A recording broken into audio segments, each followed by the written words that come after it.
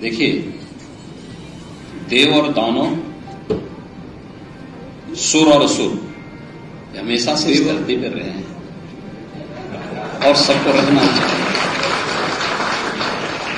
जोड़ने वाले लोग ये मानव परंपरा में है, तोड़ने वाले लोग दानव परंपरा को मानने वाले लोग, उनके अनुयायी हैं। तो दानवों ने हमेशा तोड़ा है, वे आज वही बात करते हैं। जो लोग भारत को डिस्कवरी ऑफ इंडिया से भारत को देखना चाहते हैं, ठीक, जिनका नजरिया हुआ है जी, वे भारत को नहीं समझ पाएंगे, वे नहीं समझ पाएंगे। जो अपने को एक्सीडेंटल कहते हैं, वे भारत को नहीं समझ पाएंगे। भारत को वही समझ पाएगा जो भारत की इस आध्यात्मिक परंपरा को, जो राम की परंपरा है, कृष्ण की परंपरा है, भगवान शिव की परंपरा है, शक्ति की परंपरा है, इस परंपरा के प्रति श्रद्धावनत हो जी, वही भारत को जान पाएगा। एक और मुझे लगता है कि उसकी चिंता नहीं करनी। देश की जनता जागरूक हो चुकी है, एक्सपोज हो चुके हैं लोग, इनको इससे ज्यादा नंगा करने की आवश्यकता नहीं है।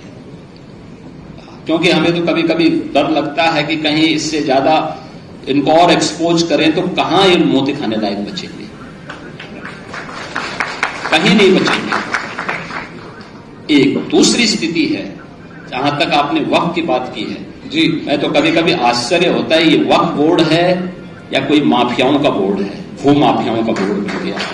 अरे याद रखना, एक एक इंच लैंड लेंगे, एक एक। हमने उत्तर प्रदेश वक्फ अधिनियम में संशोधन किया है, पूरी 1369 फसली से लेकर के अब तक की एक एक राजस्व के अभिलेख की जांच करवा रहे हैं, और जिसको भी वक्फ के नाम पे कब्जा किया होगा उस एक एक इंच लैंड को लेकर के वापस करेंगे और गरीबों के मकान बनाएंगे, सार्वजनिक संस्थाएं, अस्पताल बनाएंगे, अच्छे शिक्षण संस्थान बनाएंगे। और कुंभ में दावेदारी करने वाले लोग जी, अपनी गनीमत देखो, अपनी खाल बचा लें तो गनीमत होगी उनकी। वो कहते हैं कि वो कहते हैं, सवाल मेरा है, वो कहते हैं कि ये हमारी धार्मिक अधिकार, हमारा धार्मिक अधिकार, हमारी धार्मिक अधिकार हमसे कैसे खींची जा सकती। जब इनका बीज नहीं फूटा था, हमारे कुंभ की परंपरा उससे पहले से।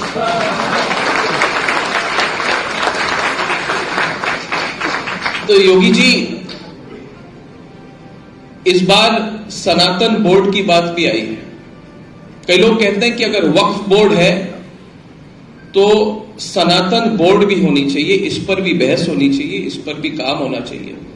सवाल मेरा आपसे यह है, इस पर आपकी क्या राय है? देखिए, और इस पर महाकुंभ में चर्चा भी हो। देखिए जी, मैंने कहा ना, हमारा सनातन धर्म की ऊंचाई आकाश से भी ऊंचा है, इसकी गहराई समुद्र से भी नीचे तक है।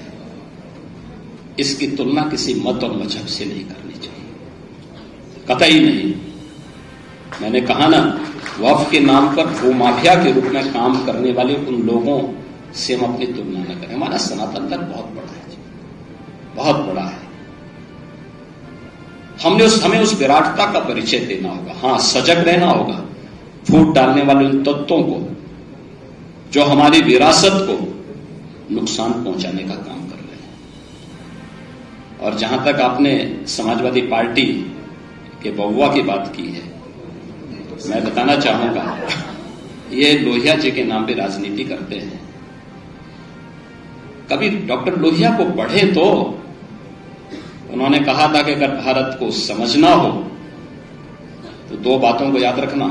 एक, सच्चा समाजवादी वह है जो संपत्ति और संतति से दूर रहे, इनका उदाहरण आप देख सकते हैं। और दूसरा उन्होंने कहा, भारत को अगर समझना हो तो राम, कृष्ण और शंकर, इन तीनों को पढ़ो, तीनों का अनुसरण करो। भगवान राम उत्तर से दक्षिण, भगवान श्री कृष्ण पूरब से पश्चिम को जोड़ने वाले और 12 ज्योतिर्लिंग के माध्यम से संपूर्ण भारत को जोड़ने वाले ये 3 आराध्य देव जिस परंपरा में हो उसको कोई बाल बांका नहीं कर सकता। ये डॉक्टर लोहिया की बात है। तो कम से कम लोहिया को पढ़ें तो, अगर लोहिया को पढ़ेंगे तो मुस्लिम परस्ती से बच पाएंगे और आने वाली पीढ़ी को अच्छा कुछ बता पाएंगे। जिन्होंने केवल एक ही बात सोची है, एक ही बात जानी है, उन लोगों से क्या उम्मीद कर सकते।